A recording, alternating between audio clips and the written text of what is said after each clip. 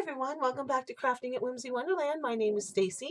Today I have a little project for you. We're going to make some farmhouse country style uh, little mini lanterns for candles. And you can use battery operated candles or you could use a regular votive candle in it. So the first thing you're going to need to do is I'm going to make two different styles, a tall one and a shorter one. So you need to get, and I'm making two of each. So for the taller one, you need two of these. Now, Dollar Tree did have some with this embossing on it, and this makes a really pretty one. This video, by the way, was inspired by Crafts by Katelyn, and the taller one that I'm making is going to be very much like hers, except for she uses this style that has this embossing on it. I could not find at any of my Dollar Trees this style with the embossing. All I could find was the cylindrical shaped one, and these are a little more rounded. Okay, it's going to make two totally different lanterns, and I am okay with that. So if you're making these in sets of two, you need two of each of whatever one you want, and they don't have to be white. You can get whatever color you want. And then I'm going to be using this vase from the Dollar Tree as well. All of these supplies actually came from the Dollar Tree. This vase measures about 6.5 inches, 6.25 inches tall. So I got two of those. And then I found these little votive candle holders, and they're crackled glass. They're really pretty. And these measure about 3.5 inches tall. So this is what I got to work with, and I can't wait to get these done. These are going to look so pretty. I wish I had a mantle to put them on. But the most important thing with the glass is that you get the label completely off the bottom. I am also trying to take the labels off the bottom of the burners, although that is not as important because that will not be seen. But I like to get the labels off, then if I resell them, I don't have the old label sticking on it. So my tip for that is to hit it with your heat gun, warm up the adhesive, or you could take them and soak them in the sink, but then you got to wait for them to dry. Just warm up the adhesive and then peel them off. Take your time with this. It's going to take a minute. I kind of test the corner. It's not ready yet. Voila, look how easily that peeled off. So I'm going to go ahead and get the labels off of the rest of these, and I'll be right back to show you what's next. Oh, also, get your glue gun heating up. We'll be using that with this, so get that going and get these labels off. All right, I've got all the labels off, and from here, it could not be easier. Now, it's kind of hard to see. Let's see. This one is a tad bit taller, and I am going to go ahead and use this one, the taller one, more plain one, for my tall hurricane lamp.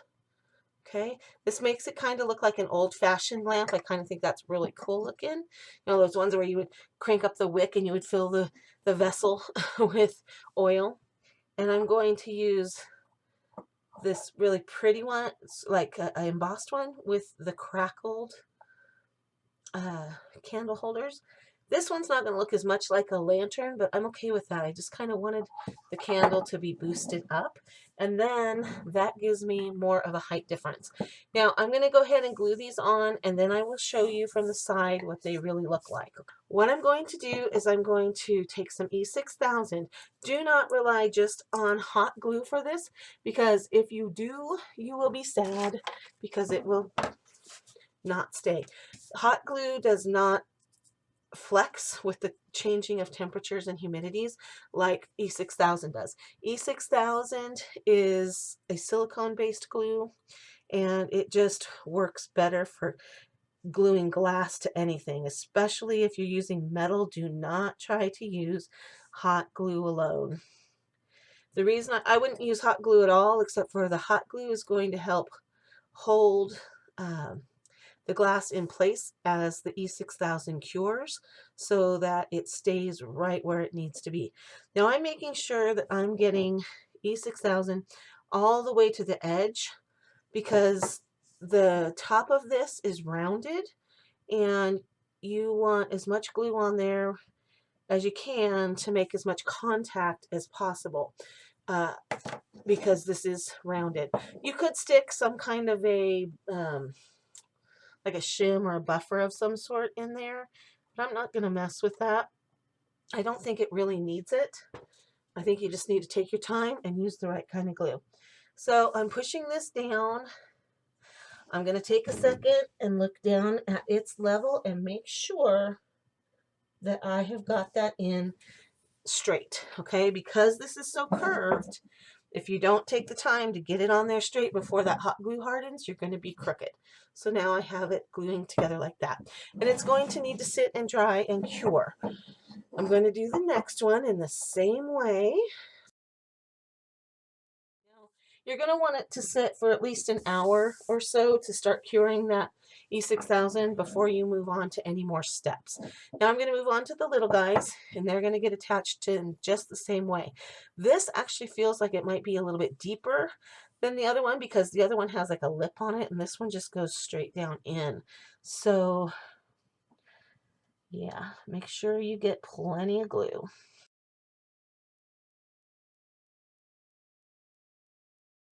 And set them aside to harden. And when they're hardened and cured enough to handle them without them sliding apart, I will come back and show you the next step.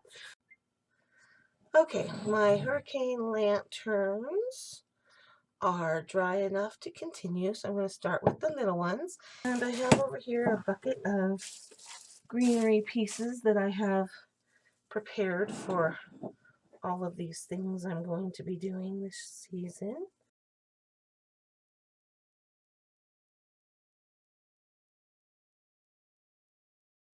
I have so far. I really like how that's starting to look, and from the top that's what it looks like. I'm liking how that looks, so I'm going to do the same thing on the other one.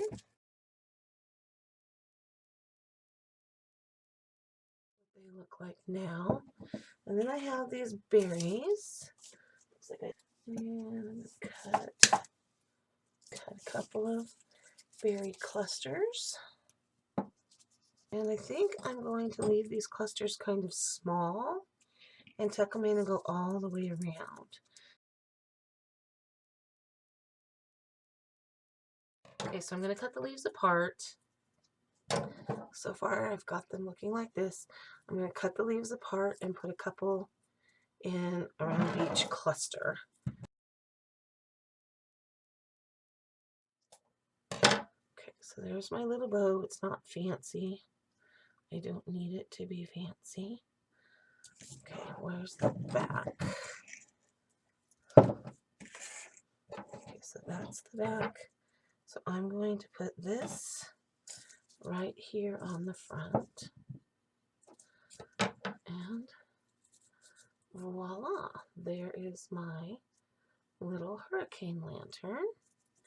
Now, I am thinking I might want to do some pine cones. Yep, I'm going to do a pine cone. Alright, I think this one's done, and I think it's very pretty. Now I'm going to do the exact same thing to the other hurricane lantern so that I have a pair of two. Alright, there's what they look like all finished. This candle doesn't seem as bright as the other one. Those are just Dollar Tree LED candles. And if I turn off the light, you'll see the subtle glow of the candles. Okay, now moving on to the tall ones. I'm thinking I want to do a bunch of red ribbons, or red berries, and some greenery. So I'm going to grab my greenery bucket.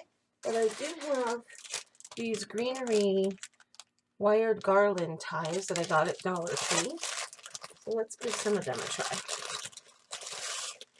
I'm just pulling out one. Yeah, that's going to look much better. So I'm going to take two because I want them to be full. So that means I need 4 altogether. I'm going to take 2 and just kind of twist them together to make them a little fuller. And then instead of going with individual pieces like I did on the little ones, I'm going to go with a bigger piece. and I'm attaching them together in the back. And what I'm calling the back is where the hole is for the candle to go for the wax melter thing. Okay, so I'm in that right there. And I'm calling that the back, but I could, if I wanted to, turn it around and make it the front and decorate down inside that hole as well. Okay, so I'm just kind of fluffing up these greenery ties, and I'm going to do the same on the other lantern. So now I've got two with greenery around it, and I want to put berries and pine cones. I'm going to kind of do it the same as the little ones, but maybe instead of pine cones I'll use jingle bells. So I'm going to cut some red berries off of my sprig. This sprig came from Michael's in one of those $4 grab bags after Christmas. I don't even think it was last year. I think it was the year before. Okay, and I'm also going to get some of the leaves off. Okay, I'm not going to put pine cones on this one. I am going to go ahead and make my bows up, though. Get them done so I can put them on when I think that I need to get it on before I... Sometimes I decorate and I decorate and I decorate and I forget to leave a place for the bow to go. Don't do that.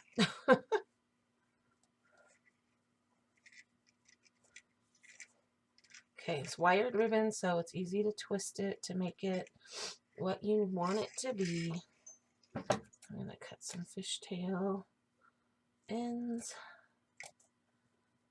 And this one needs to twist forward so that the fuzzy side is out on both sides. So I've got my two bows. They're roughly the same size. If you're making things as a set, you want to try to get your bows to be about the same size. These tails are too long. If you're making something as a set, they need to look similar, right? Okay, so I got my bows ready to go, and I'm thinking I might go ahead and just attach them and work out from there. So what I'm calling the front is I'm figuring out where the back hole is, and then I'm just pushing in my bow. Okay, there's what I got. Ooh, there's what I got so far. Okay, now I've got all these little leaves and all these little berries and bells ready to go. So I'm going to start with some red berries right behind the edge of the bow. And this is the front, so I'm trying to find some that don't have the red peeled off on the front side. That's the hardest part about these berries, is they're very fragile with things like that. So I'm going to put berries on both sides. I'm thinking the jingle bell needs to get nestled in there.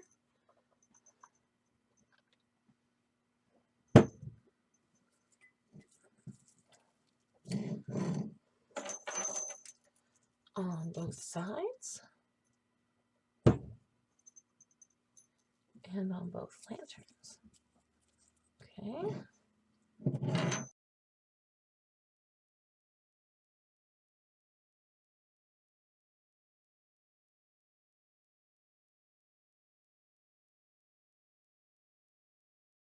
ended up using 4 bells on each one, and I'm going to glue one bell, I think, right here in the center of the bow.